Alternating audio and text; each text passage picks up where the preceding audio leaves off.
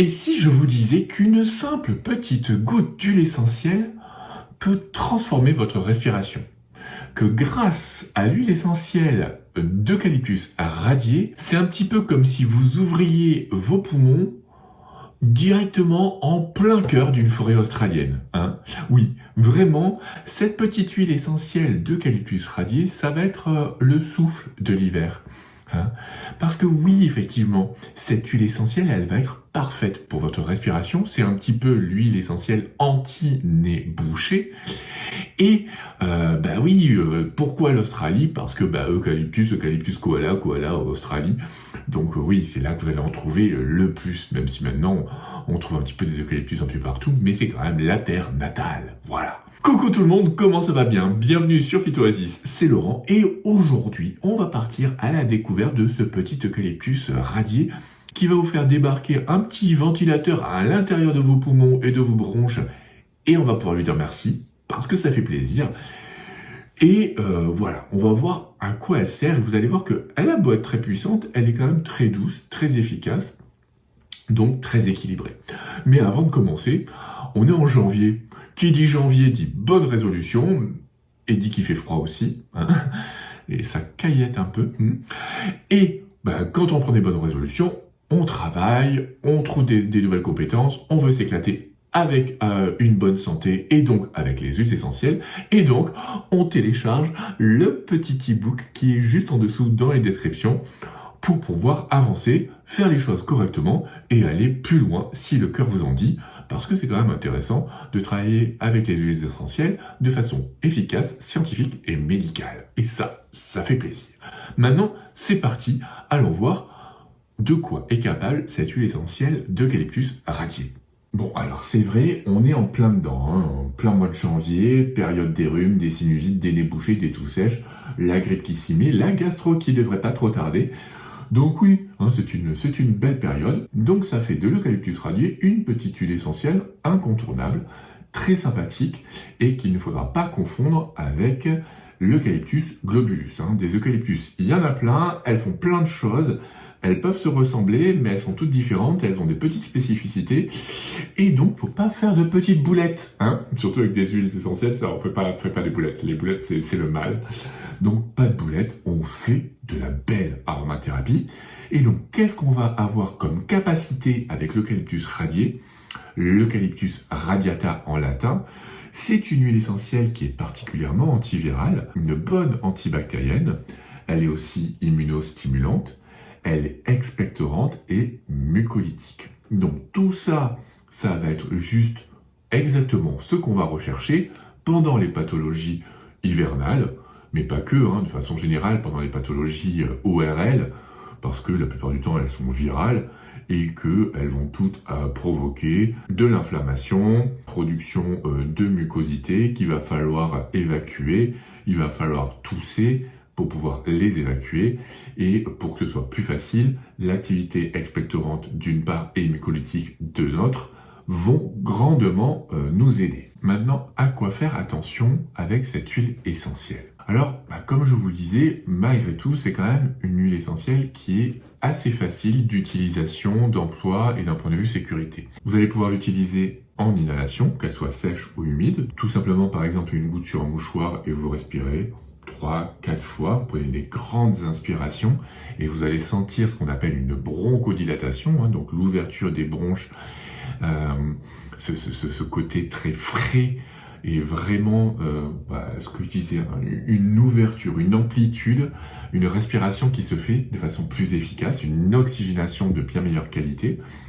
On va pouvoir l'utiliser en diffusion, et ça sera très bien pour purifier l'air ambiant, assainir l'air, surtout quand il y a des personnes qui sont malades autour de nous. On pourra l'utiliser par voie orale et aussi par voie cutanée. Donc tout ça, c'est complètement possible avec cette huile essentielle-là. Donc, à quoi on va devoir faire attention? De quoi se méfier avec cette huile essentielle? Pas grand-chose. Par contre, Il ne faudra pas l'utiliser chez les enfants de moins de 7 ans, hein, surtout quand on ne maîtrise pas l'aromathérapie de façon efficace, quand on n'a pas conscience de la chimie qui se cache derrière, de la maîtrise des posologies. Pas d'utilisation chez les enfants de moins de 7 ans, c'est ce qui sera le plus sécuritaire. Vous n'utilisez pas non plus cette huile essentielle chez les personnes épileptiques. On ne l'utilisera pas chez la femme enceinte, ni chez la femme allaitante, et ni chez les personnes asthmatiques. Maintenant qu'on a vu tout ça, je vais vous donner quelques petits exemples pour que vous puissiez vous débatouiller chez vous à la maison quand vous êtes un petit peu maladou, voir qu'est-ce qu'on peut faire pour décrasser tout ça, on va dire.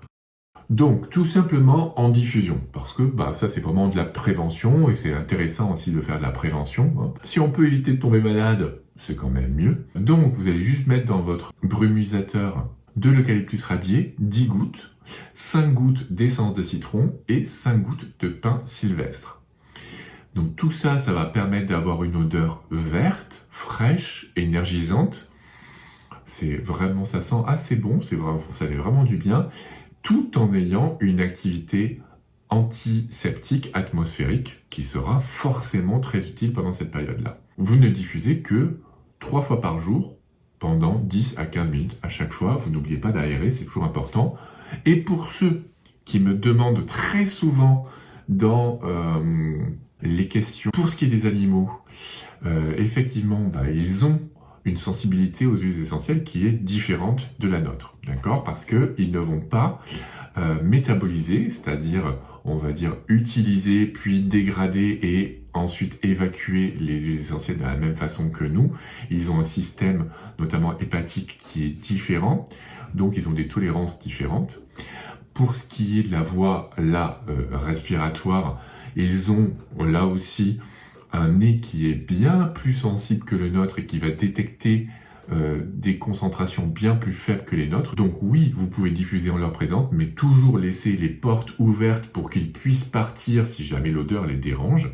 Raison de plus pour aérer, souvent comme je vous le disais. Ils ont aussi les mêmes contre-indications que nous. Donc si jamais vous aviez des animaux qui étaient épileptiques ou qui avaient déjà eu des épisodes de convulsions, l'eucalyptus radié aura là aussi un impact possible. C'est très rare. Donc en fait, quand c'est un animal adulte, vous devez le considérer comme un enfant de 7 à 10 ans en fait. Donc vous pouvez diffuser en sa présence, mais toujours on aère après, on n'en met pas trop, on fait toujours attention.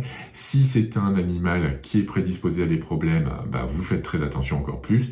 Si c'est un chiot ou un chaton, il est préférable de faire comme pour les enfants de moins de 7 ans, on ne diffuse pas en leur présence. Voilà pour ce petit aparté vétérinaire. Alors, un petit peu d'inhalation humide, ça peut être intéressant si vous sentez que vous commencez à être pris, que vous avez le nez qui coule un peu, le rhume qui arrive, peut-être des petits picotements. Ça peut être pas mal de combiner voie cutanée et voie aérienne, respiratoire, là vraiment respiratoire, avec les inhalations humides. Donc dans un bol d'eau chaude, vous allez mettre dans un bol d'eau chaude, donc de 80 à 90 degrés, pour qu'il y ait une bonne évaporation des huiles essentielles. Vous mettez de l'eucalyptus radié, 2 gouttes, associées à 2 gouttes de lavande fine. Comme ça, vous allez avoir l'effet antiviral, expectorant et mucolytique oxygénateur de l'eucalyptus radié et l'effet antibactérien, antiviral, antispasmodique, antitussif, relaxant de la lavande fine. Ok ? Mettez que 2 gouttes de chaque parce que moi, j'aime pas trop en mettre parce que j'ai une grande sensibilité olfactive et je trouve que c'est assez costaud en inhalation, ça peut être un peu agressif, donc il vaut mieux en mettre moins pour en rajouter un petit peu au cas où si vous sentez que vous pouvez le supporter, mais allez-y mollo, et puis vous respirez ça en vous couvrant le visage, vous respirez ça pendant 3 à 5 minutes, et vous faites ça 3 à 4 fois par jour, ok? Donc ça c'est super important, ça va faire beaucoup de bien et vous allez sentir que justement vous respirez mieux après. Souvent après vous voyez que le nez se met à couler, c'est l'effet mucolytique qui rentre en jeu et qui du coup fait du bien, dégage énormément. Par contre, ne sortez pas dans l'heure qui suit, sinon vous pourriez y avoir un choc thermique et tout, donc c'est pas terrible. Ensuite, on va faire une petite version cutanée, parce que c'est toujours très bien, c'est ce qu'il y a de plus efficace, de plus sûr d'utilisation avec les huiles essentielles pour l'adulte.